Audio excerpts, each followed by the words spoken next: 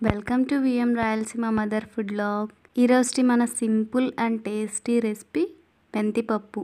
రెగ్యులర్గా చేసుకునే విధంగా కాకుండా మా రాయలసీమ స్టైల్లో కమ్మగా రుచిగా ఎలా చేసుకోవాలో చూపిస్తాను. ఇంతవరకు మీరు ఈ స్టైల్లో మెంతిపప్పును ట్రై చేయకపోయి ఉంటే మా రెసిపీని ఫస్ట్ నుంచి లాస్ట్ వరకు స్కిప్ చేయకుండా చూసి ఒక్కసారి ఇలా ట్రై చేసి చూడండి.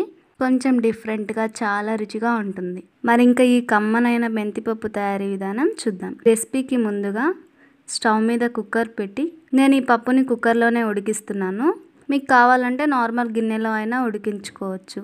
కాకపోతే కొంచెం టైం ఎక్కువ పడుతుందని నేను కుక్కర్లోనే చేస్తున్నాను. ఫస్ట్ 2 టేబుల్ స్పూన్స్ ఆయిల్ వేసి ఆయిల్ హీట్ అయ్యాక అందులోనే 1 టేబుల్ స్పూన్ ఆవాలు, 1 టేబుల్ స్పూన్ జీలకర్ర, 1 టేబుల్ స్పూన్ మెంతులు వేసి బాగా కలర్ చేంజ్ అయ్యేంత వరకు వేయించుకోవాలి.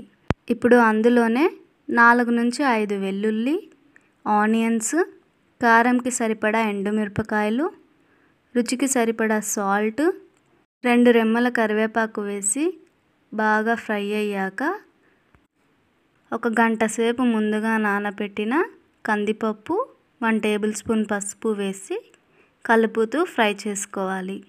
ఇలా పప్పుని 1 గంట సేపు నానబెట్టి వేసుకోవడం వల్ల గ్యాస్ట్రిక్ ప్రాబ్లమ్స్ అవాయిడ్ చేయొచ్చు. తర్వాత అందులోనే టమాటో, కొద్దిగా చింతపండు వేసి కలుపుతూ ఫ్రై చేసుకోవాలి. చింతపండు హెల్త్కి మంచిది కాదు అని ఎక్కువ వేయము, టమాటోస్ ఎక్కువ వేస్తాము.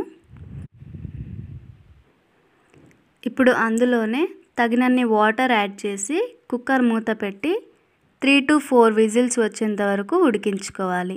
4 విజిల్స్ కంప్లీట్ అయ్యాక పప్పు పర్ఫెక్ట్గా ఉడికిందండి. ఇప్పుడు ఇందులో ఉన్న వాటర్ మొత్తం సపరేట్ చేసుకొని పప్పు గుత్తి తీసుకొని పప్పుని ఇలా మెత్తగా మ్యాష్ చేసుకోవాలి. పప్పు మొత్తం మెత్తగా మ్యాష్ చేసుకున్నాక సపరేట్ చేసుకున్న పప్పు కట్టుని వేసి కలుపుకొని సాల్ట్ సరిపోయిందో లేదో చూసి అవసరం మేరకు అడ్జస్ట్ చేసుకొని సర్వింగ్ బౌల్లో సర్వ్ చేసాము. అంతే, మన టేస్టీ అండ్ యమ్మీ మెంతిపప్పు తయారైపోయింది. వేడి వేడి అన్నం, ఈ మెంతిపప్పు, నెయ్యి, వడియాలు కానీ అప్పడాలతో కానీ తింటే సూపర్ కాంబినేషన్ అండి. ఆ పూట తృప్తిగా తినేస్తారు. మెంతిపప్పుని ఇలా చేసుకుంటే 2 రోజుల వరకు ఫ్రిడ్జ్లో పెట్టకపోయినా అప్పటికప్పుడు చేసినట్టే చాలా టేస్టీగా ఉంటుంది.